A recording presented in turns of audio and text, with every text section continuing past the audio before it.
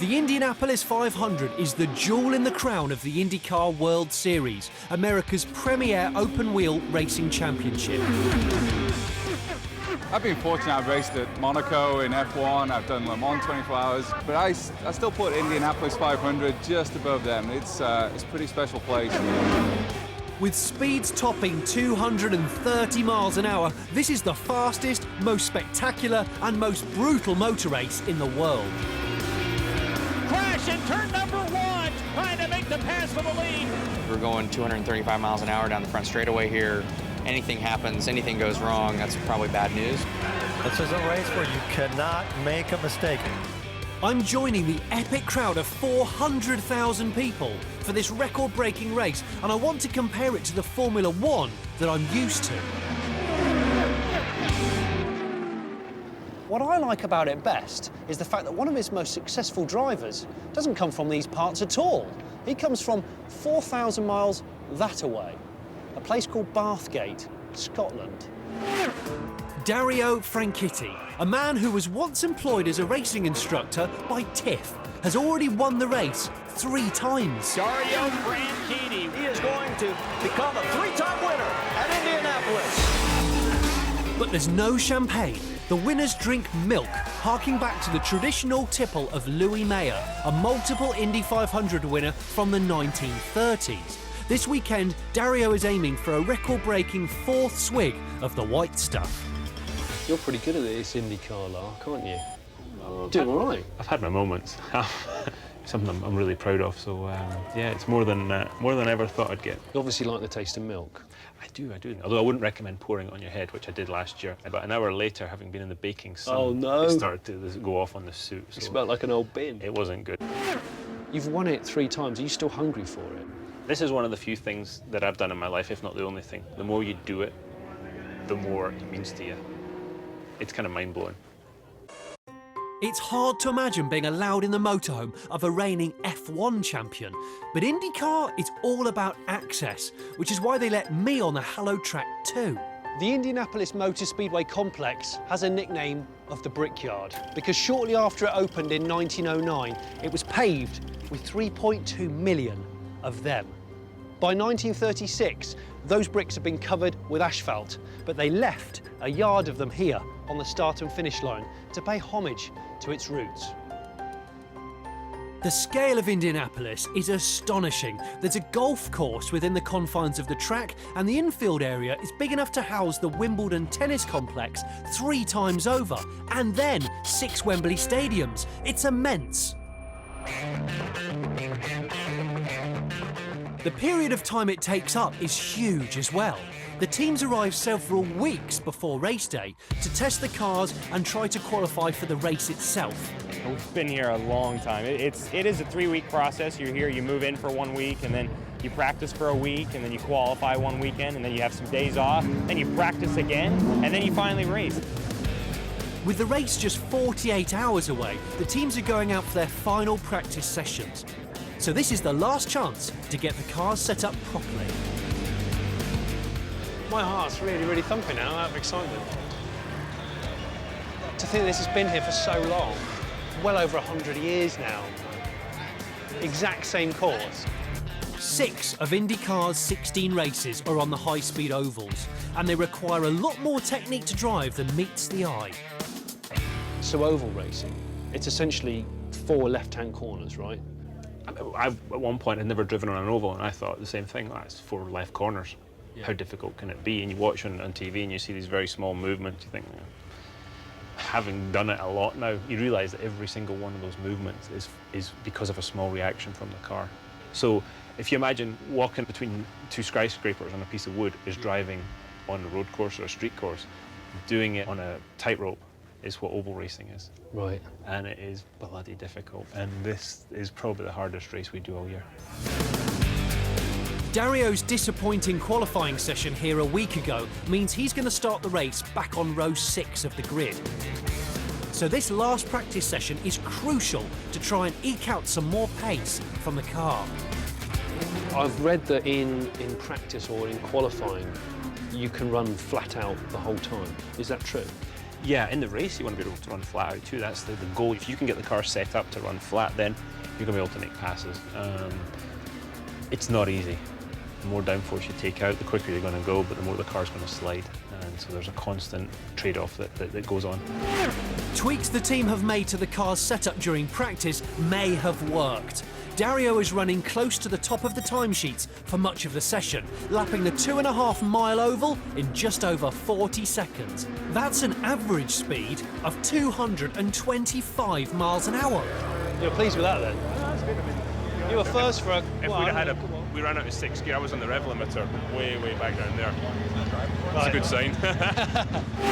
Welcome back to 5th Gear, where we are at the Indy 500. This is so much more than just a historical motorsport event, because during race weekend, the entire city of Indianapolis is mobbed by petrol heads.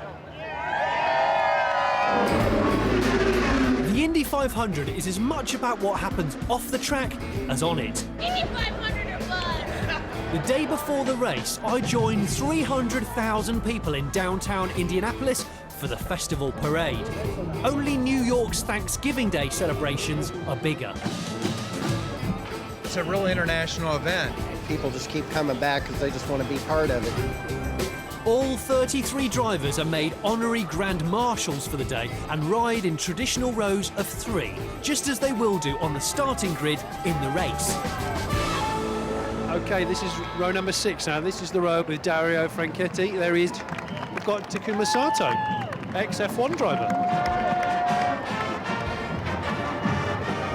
I feel like I'm in the middle of something like a Police Academy film.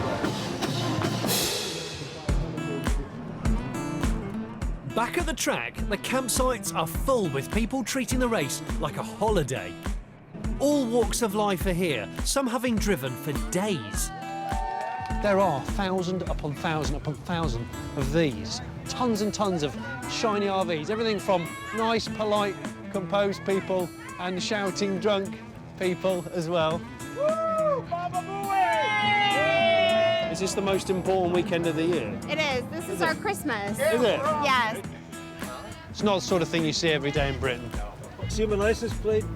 CIA. That's correct. I'm retired, but you're safe. A lot of the race's attraction comes from its long history. The first Indy 500 winner was Ray Haroon in 1911. He took more than 6.5 hours to complete the race. His car is in Indy's museum, but I'm most taken by Jim Clark's winning Lotus. Clark jets his way into the lead. A reminder that Formula One teams used to take a month off from their season to come and compete here in the prestigious Indy 500. While modern Indy cars look similar to their Formula One cousins, they're actually very different. They're bigger than F1 cars. They're slightly longer, they're slightly heavier. They all share the same chassis and they've all got the same engines. They're either made by Honda or made by Chevrolet. A 2.2 V6 turbo. But what's great about them is they're built for longevity. You see, the thing about this race is it goes on a long time. It's a 500-mile race, so as a result, the engine, the rest of the car's really got to last. It's great to get up close. Unlike in Formula One, IndyCar teams are banned from designing their own aerodynamic modifications, so the cars all look pretty much the same. One of the defining features of the IndyCar is this strange aerodynamic wing, which looks like a sort of fin from a 50s Cadillac. One of the reasons why IndyCars feature this aero here is because it avoids the most horrible incident of another car going into the back and clashing open wheel with the open wheel of the other car, and you get that horrible jump effect. And this eliminates that, so it acts as a rear bumper, basically. With such parity between the cars, a slick pit crew is absolutely crucial to a driver's chances of winning the race. Dario Franchitti is one of the best in the pit lane. In F1, there's heavy behind-the-scenes rivalry for who can get the car into the pits and out as quickly as possible. But the Indy 500 guys, they take things one step further. They have an official competition before the main race. The crews take the famous pit stop competition extremely seriously. Here we go. There's $50,000 for the winners, and it's even broadcast live on TV. Wow, that's fast. IndyCar rules allow a maximum of 6 crew to work on the car at any time.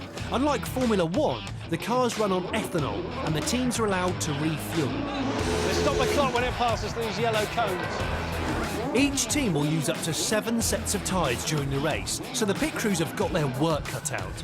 They can be the difference between winning and losing, so have become stars in their own right. The crowd love it. The fastest guys in this pit stop competition so far just happen to be Dario Franchitti's team. 13.393. Come on, Dario. It's a knockout competition and Dario's boys are determined to be the pride of the pit lane. Nice! Scott's won! I think he's won! That was the semi-final! Dario's up against Brazilian Helio Castroneves in the final. With 3 Indy 500 wins each, they're the 2 most successful foreign drivers of all time, so there's a bit of an edge to this. Okay, this is it, this is the final. Dario gets to the box first, Kevin. Castroneves gets away, just a bit ahead, and Helio is going to win. Oh! I think he missed out. So it was super close. Castroneves wins by the smallest of margins.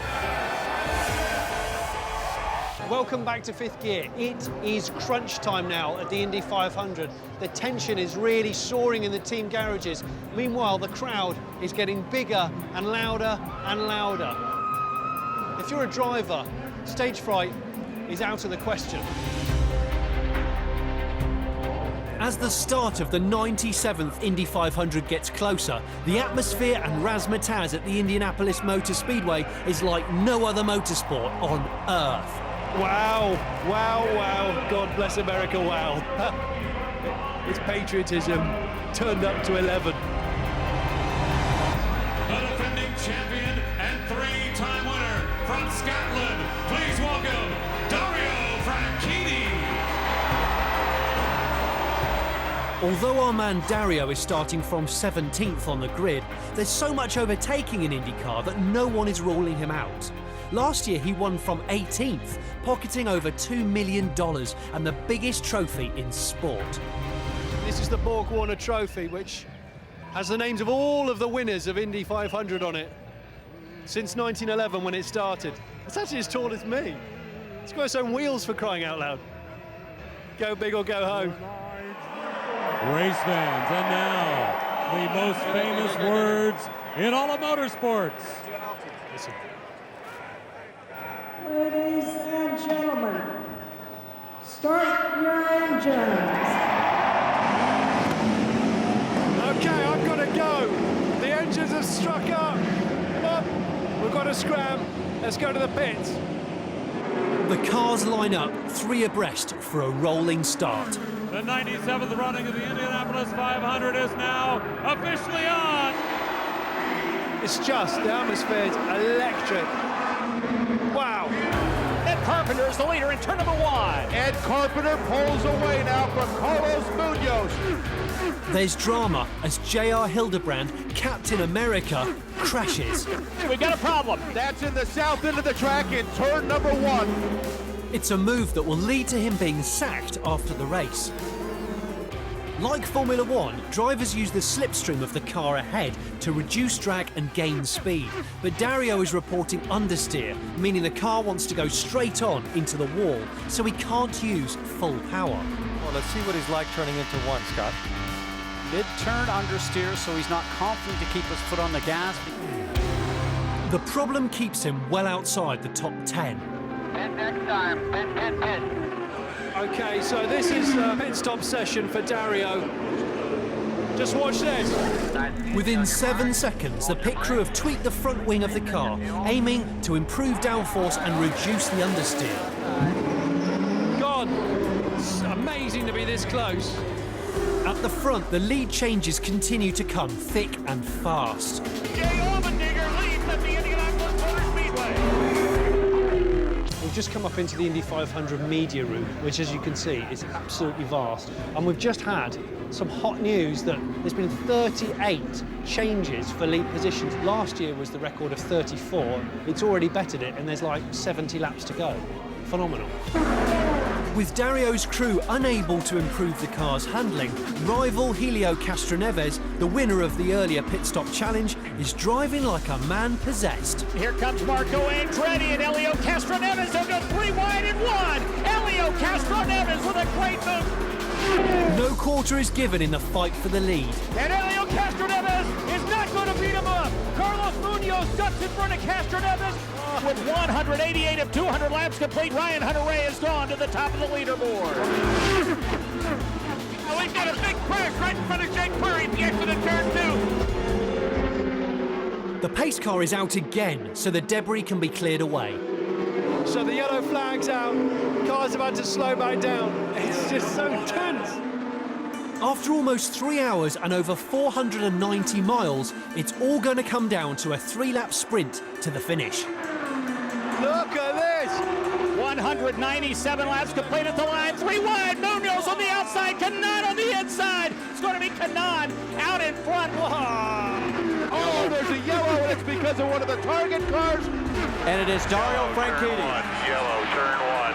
And this one may not get cleaned up in time. Dario's race is run. Lack of grip at the front end has put the car into the wall.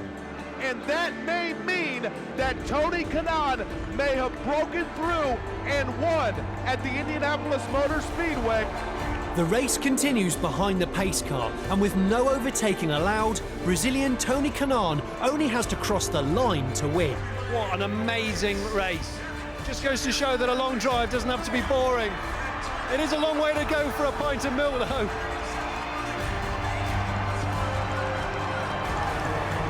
Tony Kanaan has won the 2013 500. Let's go to Nick Yeoman. And I'll tell you what, Mike, there is not a dry eye down in this pit lane. A disappointing end for Dario, but he's the first to congratulate TK, who has won the Indy 500 at his 11th attempt. The pageantry, the colour, the fever pitch excitement here, it is like nothing I've ever experienced, motorsport event or otherwise. I think it just goes to prove that if this was an easy race, if it was just a matter of turning left 4 times, I think people would have got bored of it 9 decades ago. But they haven't.